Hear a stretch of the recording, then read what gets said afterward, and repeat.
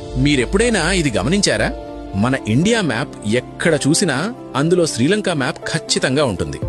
కానీ ఒకసారి ఆలోచించండి, శ్రీలంక మన దేశంలో భాగం కాదు, అది ఒక ఇండిపెండెంట్ కంట్రీ.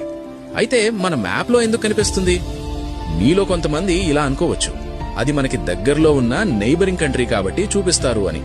కానీ అదే నిజం అయితే పాకిస్తాన్, చైనా లాంటి దేశాలు మనతో డైరెక్ట్ బార్డర్ షేర్ చేస్తాయి కదా, మరి వాటిని ఎందుకు ఇలా మ్యాప్లో చూపించాం? ఇక్కడే అసలు విషయం ఉంది. దీనికి కారణం యునైటెడ్ నేషన్స్ పెట్టిన ఒక rule, law of the see.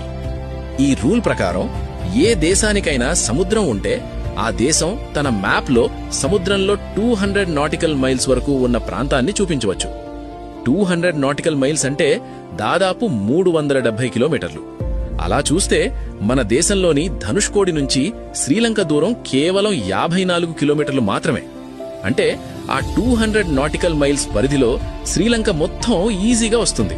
So అందుకే మనం ఇండియా మ్యాప్ ని చూపించినప్పుడు ఆ సముద్ర పరిధి కూడా వస్తుంది. దాంతో మన ఇండియా మ్యాప్ లో శ్రీలంక కూడా కనిపిస్తుంది. ఇప్పుడు చెప్పండి, ఇది మీకు ముందే తెలుసా లేక ఇప్పుడే కొత్తగా తెలుసుకున్నారా? ఫైనల్ గా మా కంటెంట్ మీకు యూస్ఫుల్ అనిపిస్తే తప్పకుండా ఛానల్ ని ఫాలో అవ్వండి. అండ్ అలా వెళ్లే ముందు లైక్ చేయడం మర్చిపోకండి.